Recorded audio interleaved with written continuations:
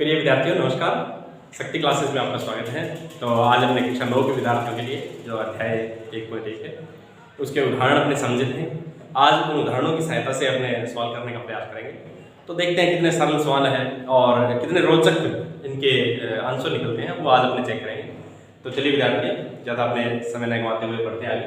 निम्नलिखित भिन्नों को दशमलव रूप में लिखिए और बताइए कि प्रत्येक का प्रसार किस प्रकार का है। इसको दशमलव रूप में लिखना है, फिर अपने को प्रसार बताना है। तो विद्यार्थी आपको याद होगा प्रसार 3 तरह के थे अपने पास। शांत दशमलव प्रसार था, अशांत में 2 प्रकार थे। एक तो अन्वयसानी आवर्ती थी, एक अन्वयसानी अनावर्ती थी। ठीक है, तो उनका अपने अध्ययन करते हुए आगे बढ़ेंगे। तो चलिए, बहुत ही रोचक सवाल है। तो सबसे पहले मैं लेता हूँ 36/100। तो इसमें भाग देने की आवश्यकता नहीं है, क्योंकि बटा में जब 1000, 100, 10,000 इस तरह की संख्याएं होती है तो विद्यार्थी अपने क्या करते हैं, नीचे की जितनी शून्य होती है उतने अंक छोड़कर दशमलव लगा देते हैं। तो देखिए इसमें बटा में 100 है, 100 है तो 100 में 2 शून्य है, तो अपने 2 अंक छोड़ देंगे। यानी 36 है तो इसमें 2 अंक छोड़ दिए तो इस तरह से बन जाएगा 0.36। तो अब आप बता सकते हैं, अपने पास 3 ऑप्शन है बच्चों। एक तो है शांत दशमलव प्रसार, शांत दशमलव प्रसार, और एक अशांत के 2 टाइप है अपने पास। एक तो है अन्वयसानी आवर्ती और एक होता है बच्चों अन्वयसानी अनावर्ती। इस तरह से हमने पढ़ा। तो ये 2 टाइप अपने पास प्रीवियस संख्या होंगे और ये प्रीवियस संख्या है। ये भी मैं आपको दर्शाइएगा इसमें, तो हो सकता है आपको बिल्कुल याद आ जाएगा। और मेरा विश्वास आपने पीछे वाला जो वीडियो ध्यान से देखा होगा, तो ये वीडियो बिल्कुल आपको साफ लगेगा। तो चलिए, तो अब अपने पास देखो ये आ गया पहला टाइप आया इसमें शांत दशमलव प्रसार। शांत दशमलव प्रसार वो होते हैं जो कुछ एक स्टेप के बाद रुक जाते हैं, जिसमें शेष फलन शून्य हो जाता है। अपने भाग करके देखते थे तो वो वाला केस है। और दूसरा अपने है अन्वयसानी आवर्ती, भी कोई खंड है वो बार बार रिपीट होता हो। जैसे 1/7 में अपने उस दिन देख रहे थे, 1/7 में भाग दिया था तो 0.142857, 14287 ये बार बार रिपीट हो रहा था, तो ये अनुसानी आवर्ती होगी। एक बच्चों ने अप्रिमेय संख्याओं के बारे में देखा था, जैसे √2 का प्रसार देखा था, √3 का देखा था, तो वो प्रसार जो बहुत लंबे चल रहे थे। तो उस तरह की बातें आज है। तो ये 3 टाइप है। तो पहला मेरे पास आ गया शांत दशमलव प्रसार है। इसका आंसर आ जाएगा बच्चों शांत दशमलव प्रसार। इस तरह से अपने नोटबुक में इसको कर सकते हैं बिल्कुल अपने। चलिए अब अगला लेते हैं 1/11। तो इसको 1/11 को ये देखें तो 1 में 11 का भाग दे देते हैं, साधारण सी बात है। 1 में मेरे बच्चों 11 का भाग दे दिया, भाग जा रहा है तो मैंने इसको ऐसे लिख दिया। फिर भी भाग नहीं जा रहा है तो मैंने इसको 1 0 और लगा दिया, इस तरह से लिख दिया है। ठीक है, अब इसको यदि अपने देखें तो 9 बार जा रहा है, फिर आ गया 1। ठीक है, फिर अपने पास भाग गया नहीं, फिर मैंने लगा दिया और फिर 9 बार। तो ये इस तरह से बढ़ेगा, फिर इस तरह से, फिर एक बार और 99, इस तरह से चल रहा है। तो कहने का मतलब मेरे पास इसमें आ रहा है 0.02, ये बार बार चल रहा है 0.02। तो अपने इसको अब आप समझ गए होंगे, 0.09 खंड है वो बार बार चल रहा है। ठीक है, तो अपने इसमें कह सकते हैं ये कौन सा है, ये दूसरा टाइप आ गया बच्चों, अन्वयसानी आवर्ती है। ठीक है, तो ये है अन्वयसानी आवर्ती। ठीक है, इस तरह से अपने इसके आंसर हम दे सकते हैं। चलिए अगला देखते हैं। अगला है 4 से 1/8। इसको यदि मैं लिखूं तो ये हो गया 32 और 33 में 8 का भाग देना है। तो देखते हैं क्या आता है। 4 तक पढ़ा। ठीक है, तो मैंने लगा दिया दशमलव, तो ये हो गया 10, 4 एकम 8 एकम 8, 20, 8 दूनी 16, 40 और 8 40। तो यदि मैं इसमें देखूँ तो बच्चों मेरे पास आया है 4 1 2 5। ठीक है, तो इसमें कोई आवर्ती नहीं है और कुछ स्टेप के बाद शेषफल शून्य हो गया। यहाँ आगे देखेंगे तो शेषफल आपको शून्य दिखाई देगा, तो शेषफल शून्य हो गया। तो अपने कह सकते हैं ये है शांत दशमलव प्रसार। ये हो गया शांत दशमलव प्रसार। ठीक है, अब चलिए अगला देखते हैं 3/13 का। तो 3 में 13 का भाग के लिए अब ये अच्छा सवाल दिए गए हैं, बहुत ही रोचक सवाल दिए गए हैं अपनी पाठ्य पुस्तक में। तो चलिए 3 में 13 का भाग देते हैं। तो 13 का भाग जान लिया है, तो मैंने इसको 3.0 लिख लिया। तो ये बन गया मेरे पास 13 का भाग 2 बार करूँगा 36, तो ये आ गया 40। ठीक है, 13 का भाग 3 बार करूँगा 39, ये ये आ गया 10, भाग जा नहीं रहा है, कोई बात नहीं, ठीक से नो मिला देंगे। ठीक है, तो अब मेरे पास यदि मैं देखूँ तो मेरे पास 7 बार जा रहा है, फिर ऐसा भी 91, 90, और यदि अब मैं देखूँ तो मेरे पास 6 बार जा रहा है। ठीक है, तो 6 बार जाएगा तो रच किया 70, ये आ गया 12, 120। अब यदि मैं देखूँ तो मेरे पास ये जाएगा 9 बार, 17, ये वापिस आ गया बच्चों, इसी स्टेज पे अपने वापस पहुंच गए जहाँ से स्टार्ट किया था।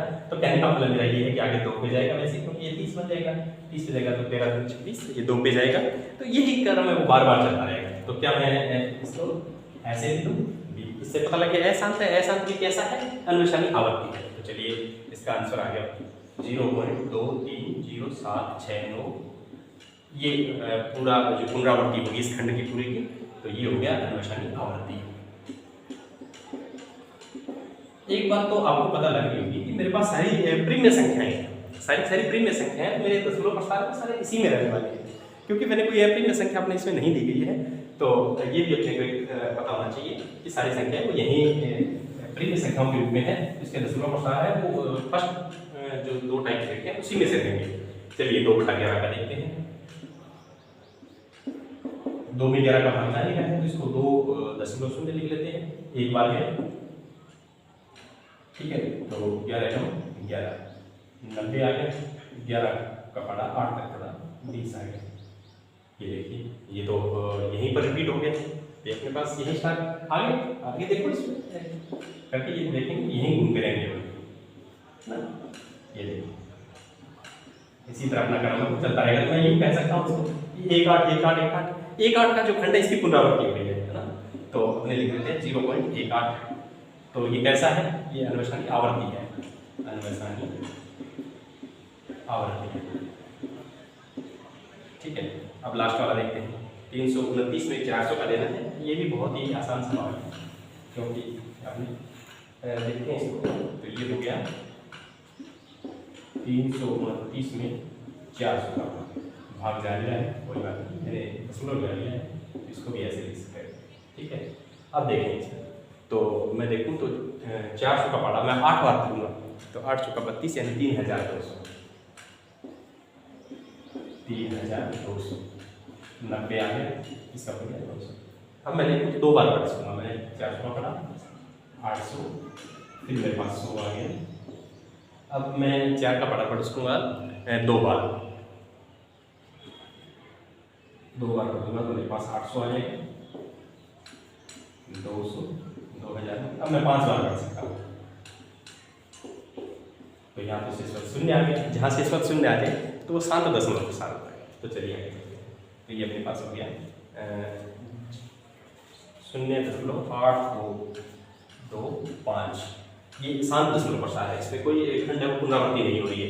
तो एक तो अपने पहले भी नहीं हो रही है, इसमें भी नहीं हो रही है, और इसमें भी नहीं हो रही है। तो चलिए इसमें लिख देते हैं शांत दशमलव, शांत दशमलव। इस तरह से पहला सवाल वो पूरा होता है, बहुत ही शानदार सवाल है, इसको आप कर सकते हैं अपनी ग्रहकार की जो नोटबुक है उसमें भी शामिल कर सकते हैं। तो चलिए अगला सवाल लेते हैं, बहुत ही आसान सवाल, और मेरा विश्वास आपको समझ में आ रहे होंगे। थोड़ा यदि अपने पीछे की वीडियो है तो उनको ध्यान से देखेंगे, मन के साथ देखेंगे, तो बिल्कुल आपको आगे आने वाले सारे सवाल को समझ में आएंगे। आपकी जो एनसीईआरटी की गणित है वो बहुत ही आसान शब्दों में दी गई है, और इसके फीचर्स हैं वो भी बहुत शानदार है, तो बहुत अच्छी गणित अपने हाथों में। तो चलिए आगे बढ़ते हैं। अब अगला सवाल लेता हूँ कि आप जानते हैं कि 1/7 का दशमलव प्रसार है 0.142857 होता है। तो चलिए मैं लिख देता हूँ दूसरा सवाल, 1/7 का दशमलव प्रसार 0.142857, ये खंड बार बार रिपीट होता है। ठीक है, ये अपने पहले भी पढ़ रखा है, कल भी अपने इसके भाग करके देखा था। अब ये करेंगे क्या, इसके आधार पे अपने 2/7, 3/7, 4/7, 5/7, 6/7 के मान बता सकते हैं। तो चलिए बच्चों अपने प्रयास करते हैं। ये कुछ एक मान अपने को बताने होते हैं, और शर्त ये दी गई है कि बिना भाग दिए बताने हैं। भाग देकर के बताएंगे तो फिर इसकी सार्थकता नहीं रहेगी। तो इसकी सहायता से अपने सरल तरीके से कैसे आगे बढ़ सकते हैं, बहुत ही शानदार सवाल दिया गया है। तो देखते हैं इस सवाल को कैसे अपने हल करते हैं, क्या इसमें नई बात निकल कर सामने आती है। तो इसको दो तरह से अपने सवाल को कर सकते हैं। पहला टाइप तो मैं ये बताता हूँ कि 1/7 है, उसका डबल होता है 2/7। एक तो ये तरीका है, मैं इसको यूं लिख दूँ, इसको लिख सकते हैं ऐसे। तो इसका डबल कर देंगे, डबल करेंगे तो अपने पास आ जाएगा, जैसे इसको डबल करेंगे तो 4, 10 और 1 11, 16 और 1 17, और 4 और 1 5, 8 2, इस तरह से आ जाएगा। और इसके ऊपर रिपीट हो रहा है, ये आ जाएगा इसका। और दूसरे तरीका भी है मेरे पास, वो क्या है कि यदि मैं इसको देखूं तो 2.0 लिखा जाएगा इसको। 2 में 7 का भाग नहीं जा रहा है, तो 2.0 यानी 20। 20 में 2 का 20 में 7 का भाग देंगे तो 2 बार जाएगा, तो 2 बार जाएगा तो यहाँ से ये स्टेप रिपीट हो जाएगा। देखो 2 8 5 7 1 4, ऐसे भी अपने देख सकते हैं। दोनों टाइप बच्चों अपने पास है। अब जैसे देखो 30 में 7 का भाग देंगे तो 7 का पढ़ा है वो 3 बार पढ़ेंगे, 7 का पढ़ा है वो 3 बार पढ़ेंगे। तो अपने देखेंगे सॉरी 30 में 7 का भाग देंगे तो 7 का पढ़ा 4 बार पढ़ेंगे, 7 का पढ़ा 4 बार पढ़ेंगे। तो बच्चों 4 बार पढ़ेंगे तो यहाँ से स्टार्ट होगा 4 2 8 5 7 1, ये अंत में आ जाएगा। और इसको ऐसे भी देखें तो भी यह हो जाएगा, दोनों तरह से बिल्कुल आसान तरीके से। तो देखिए इसको मैं 3 से गुणा कर दूँ तो 21, और 15 और 1 15 और 2 17, ठीक है। और ये हो गया 24 और 1 25, असल 2, 6 और 2 8, ठीक है। और ये हो गया अपने पास 4 दिया 12, असल 1, 3 और 1 4, इस तरह से। तो ये देखिए क्रम ये का, ये 4 2 8 5 7 1, इस तरह से। और यदि 4/7 का देखना है तो दोनों टाइप का अपने पास। 40 में 7 का देखेंगे तो 40 में 7 का 5 से जाएगा, तो यहाँ के बाद अपने लिखना स्टार्ट कर सकते हैं इसको 5 7 1 4 2 8, इस तरह से लिख सकते हैं।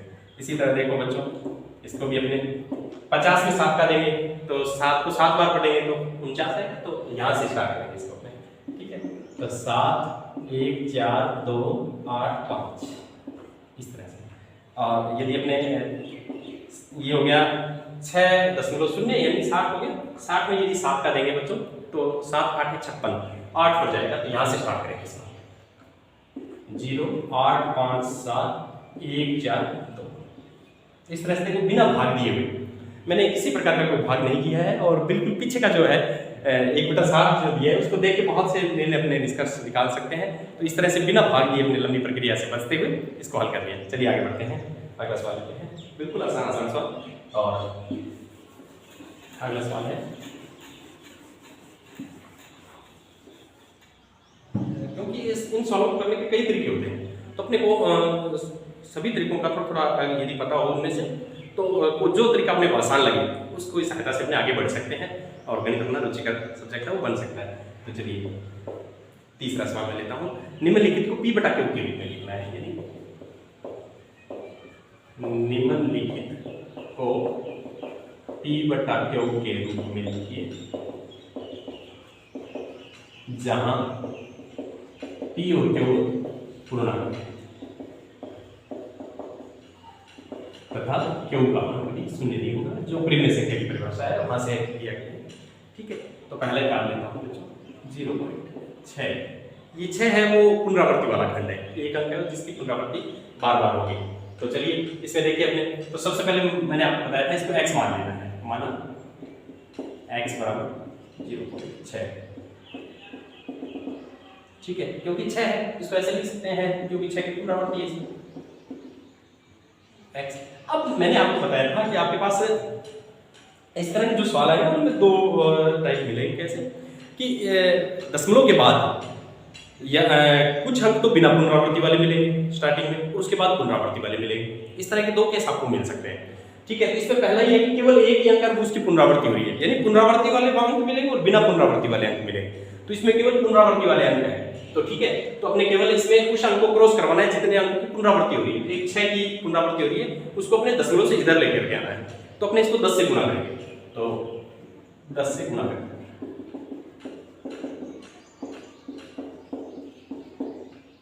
10 से गुणा अपने करेंगे तो ये बन जाएगा अपने पास 10x 6.66, इस तरह से ये समीकरण एक होती है, ये दो होती है, ठीक है। तो समीकरण 2 में से 1 घटा देंगे, समीकरण 2 में से 1 घटाने पर तो ये बन गया बच्चों मेरे पास 10x माइनस एक्स और 6 6 6 माइनस 0.666 इस तरह से। तो यदि अब मैं देखूं इसमें तो आसानी से अपने को बात समझ में आ रही है कि ये तो 9x हो गया और ये पार्ट्स इसमें घट जाएंगे क्योंकि इस तरह से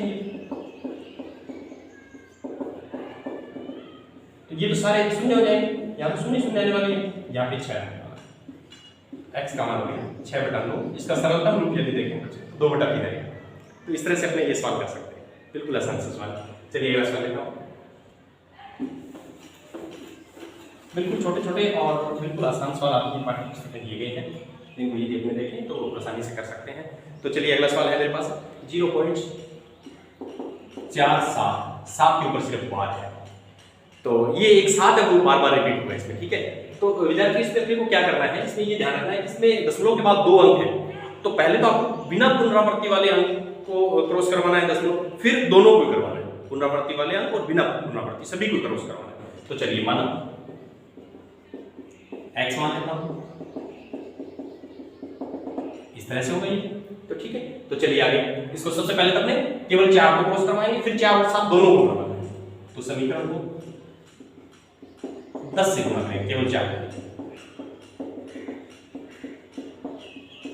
तो ये हो गया 10x 4.777 इस तरह से, ठीक है। अब अपने को दोनों अंकों को, क्योंकि ये तो बिना पुनरावृत्ति वाला था, अब बिना पुनरावृत्ति और पुनरावृत्ति दोनों को क्रॉस करवाना है, तो समीकरण को 100 से गुणा करवाना है।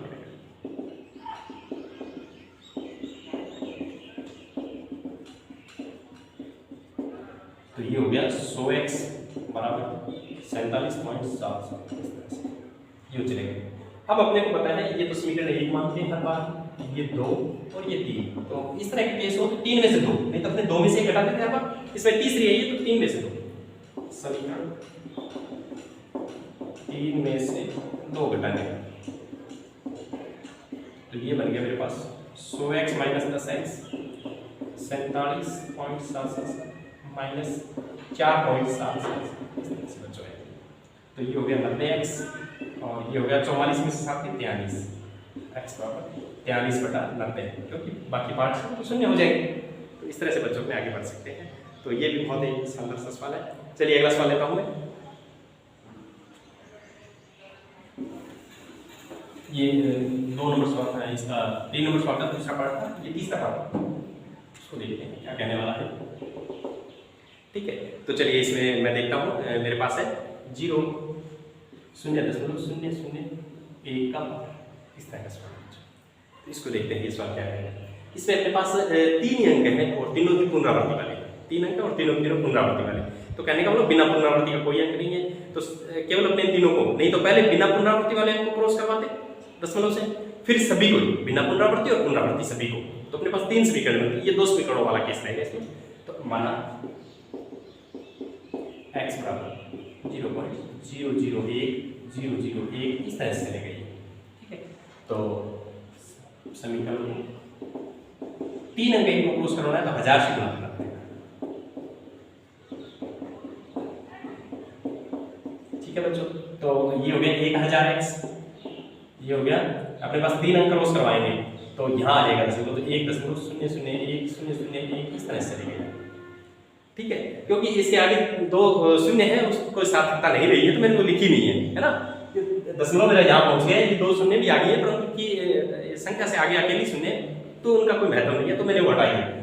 तो अब अपने पास देखिए ये समीकरण 2 है और ये समीकरण 2 में से 1 घटा दो, समीकरण 2 में से 1 घटाने, तो ये बन जाएगी मेरे पास 1000x माइनस x और इधर ये बन जाएगा बच्चों 1.001001 इस तरह से चलेगा, माइनस 0.001001 इस तरह से ये चलेगा, ठीक है। तो ये तो हो गया 999x और यहाँ पर 1 ही बचेगा केवल, क्योंकि ये पार्ट्स तो अपने पास शून्य हो जाएंगे, ठीक है ना। तो x बराबर 1/999, तो इस तरह से भी बच्चों अपने इसको हल कर सकते हैं। तो चलिए आगे बढ़ते हैं, अगला सवाल बिल्कुल आसान सवाल है, ये तीसरा सवाल है, उसके सभी पार्ट्स पूरे हो गए हैं बच्चों। अब मैं चौथा पार्ट लेता हूँ, चौथा सवाल लेता हूँ। चलिए उसको देखते हैं। चौथे सवाल में क्या कहता है। चौथे सवाल में है बच्चों के पास ये दिया गया है, ये कह रहा है इसको p बटा q के रूप में लिखिए और p और q जहां पर पूर्णांक है और q का मान कभी शून्य नहीं होगा। तो बहुत ही आसान सा सवाल है। माना x बराबर, यदि मैं इसको ऐसे भी लिख सकता हूं ना, ये भी है एक ही अंक की पुनरावृत्ति है, ठीक है। तो आपको पता है एक ही अंक की जब पुनरावृत्ति है, बिना पुनरावृत्ति वाले अंक है ही नहीं, तो अपने को केवल एक ही अंक को क्रॉस करवाना है, तो 10 से गुणा करना है। समीकरण को 10 से गुणा करना है, समीकरण को 10 से गुणा करना, ठीक है। तो ये 10x हो गया, ये 9.999 इस तरह से चलेगा। ये समीकरण एक है बच्चों, ये 2 समीकरण 2 में से 1 घटाएंगे, 2 में से 1 घटाएंगे तो 10x माइनस x 9.999 माइनस 0.999 इस तरह से। तो ये हो गया 9x, और इसमें देखेंगे बच्चों तो ये अपने पास 9 में से 0 हो गया 9, आगे के पार्ट सारे 0 में, तो केवल 9 आएगा। तो x बराबर 9 बटा 1। बड़ा आश्चर्यजनक आंसर आया है इसका। लगता होगा आपको कि ये कैसे आ गया, एक तो एक वैल्यू है फिक्स है और ये 0.999 है। तो इसके बारे में अपने ये कह सकते हैं बच्चों कि ये 0.999 है वो बिल्कुल 1 के बराबर है, क्योंकि ये देखो बार बार 9, तो अपने यूं कहे कि 1 तो नहीं है परंतु 1 के बिल्कुल सन्निकट मान है, बिल्कुल नजदीकी मान है। क्योंकि अपने इसमें देखिए तो 0.999 ये चलता जा रहा है, लगभग 1 है ही। अब 1 का रूप ये बिल्कुल सन्निकट मान कह सकते हैं, तो इसलिए इसका आंसर वो 1 आया है। क्योंकि आप सोच रहे हैं 1 तो 1 होता है और ये तो दे रखा था 0.999, तो ये क्या हुआ, ये तो आश्चर्य वाली एक बात है। तो बिल्कुल आश्चर्य वाली बात है, परंतु इसमें इसका यदि देखिए वास्तव में अर्थ क्या है, तो अर्थ विद्यार्थियों ये है कि ये बिल्कुल 1 के पास है, बिल्कुल नजदीकी है 1 का। 1 में और 0.999 में कोई ज्यादा अंतर कह सकते कोई अंतर है ही नहीं, इस तरह का बिल्कुल सन्निकट मान है। तो इसलिए विद्यार्थी इसका मान 1 आया है। तो ये भी अपने पास बहुत ही एक रोचक उदाहरण है, इसको भी अपने याद रखेंगे। तो आज का अपना गृह कार्य के रूप में इसमें 1 से 4 सवाल तक हो गए हैं, जिसको आप गृह कार्य की कॉपी में कर सकते हैं। और मिलेंगे अगले वीडियो में, तब तक के लिए धन्यवाद।